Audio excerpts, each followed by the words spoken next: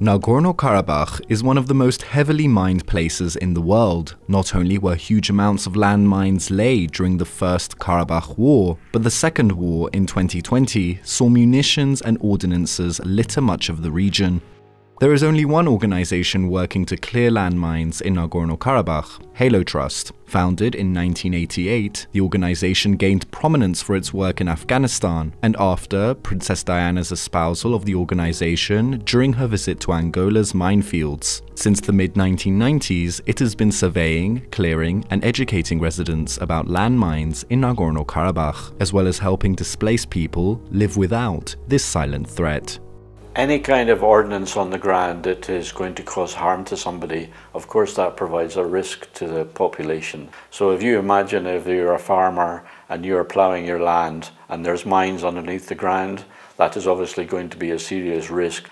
Also, if there is munitions left over from, say, the 2020 war, then these are lying around in bushes, in trees, sometimes on the ground. And in NK, that's really important because there's still quite a lot of internally displaced people as well. So that means that they can also start thinking about going back if areas are cleared. So it just reduces the pressure on a population which is already, suffering to a large extent. So the Nagorno-Karabakh government is starting to work with the internally displaced people to provide land and housing. And Halo Trust is working with the government in Martikart to make sure that these areas are obviously clear of any ordnance. And so we have set up a base there where we have teams going out every day to be able to do an assessment to find out if there is anything lying around in terms of ordnance, in terms of munitions, looking at the risk, and then we will start clearing that. The 2020 Karabakh War saw many new problems arise. Halo Trust decided to refocus efforts from clearing landmines to clearing ordinances and munitions left behind from the brutal 44-day war. So Halo's work before the 2020 war was completely about removing mines. It was all about subsurface, and since the war, we have completely switched to become surface. We're doing battle area clearance is what they technically call it. It means removing the ordnance that is lying around. And they estimate that of the ordnance that is used in a conflict, around 30% is still, it doesn't explode.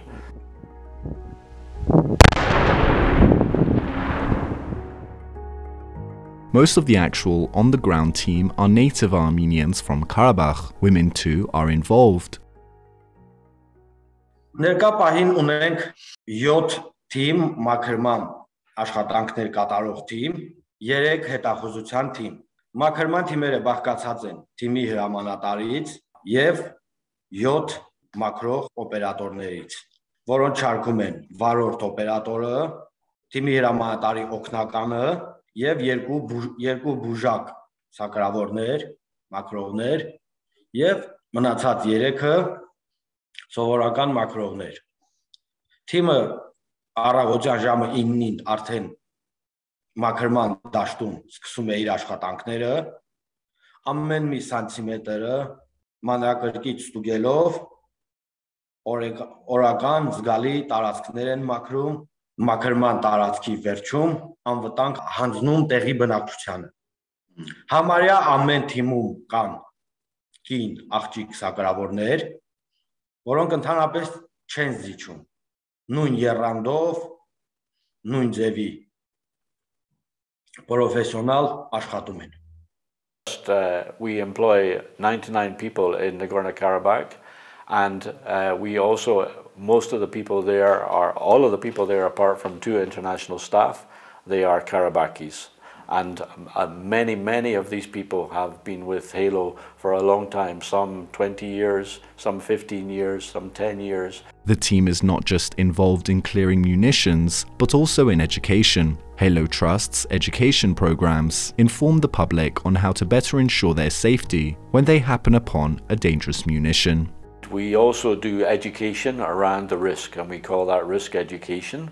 And that means that we are teaching small children and teenagers and also older people, adults, about the risk of ordnance, about the risk of mines, about how to recognize them, also about how to not to touch them, meaning how to report them to people like Halo, and also to be able to tell their peers to do the same. So we find that is a very effective way of reducing the risk.